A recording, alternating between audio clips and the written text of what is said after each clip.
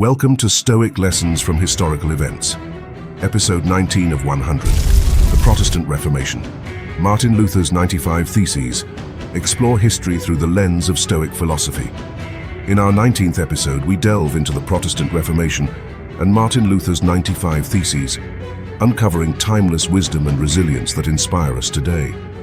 If you find value in our content, please subscribe, like, and share with friends and family. Your support helps us bring these powerful stories and teachings to a wider audience. Thank you for joining us on this journey towards wisdom and growth. The Protestant Reformation. Martin Luther's 95 Theses. What led to Martin Luther's 95 Theses? In the early 16th century, the Catholic Church held immense power over European society, both spiritually and politically. However, widespread corruption and the sale of indulgences, payments for the remission of sins, sparked growing discontent among the faithful. Martin Luther, a German monk and theologian, was deeply troubled by these practices. He believed that salvation could not be bought and that the Church had strayed from its spiritual mission. Motivated by a desire to reform the Church and return to biblical principles, Luther penned his 95 Theses, a list of propositions challenging the Church's teachings and practices.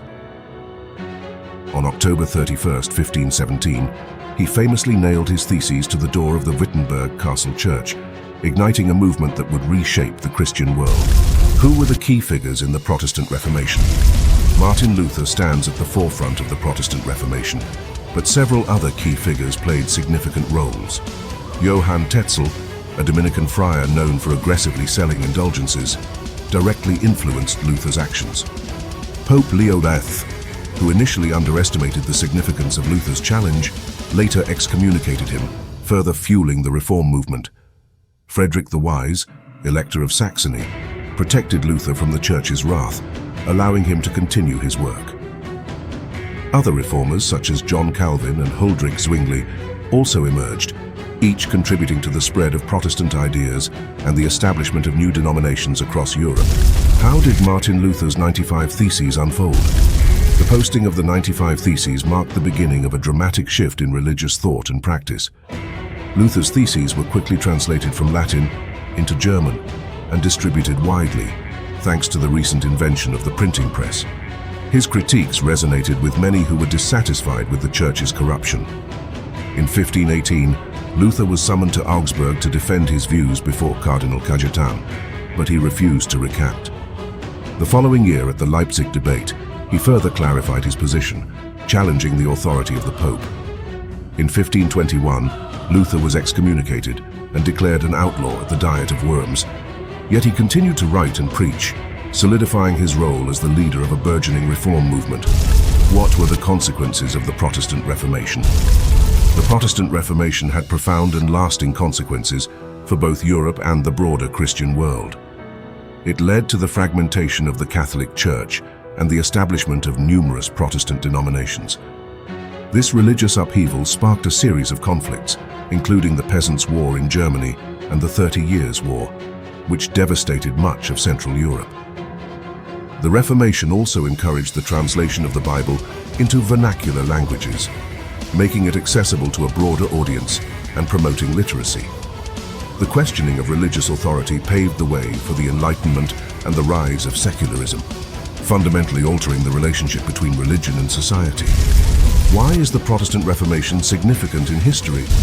The Protestant Reformation is significant for its profound impact on religion, politics, and culture. It challenged the authority of the Catholic Church and reshaped the religious landscape of Europe. The Reformation's emphasis on individual faith and the direct relationship between believers and God laid the groundwork for modern concepts of religious freedom and personal conscience. It also stimulated educational and scientific advancements by encouraging critical thinking and inquiry. The Reformation's legacy is evident in the diverse range of Christian denominations that exist today and in the broader cultural and intellectual developments that it helped to inspire.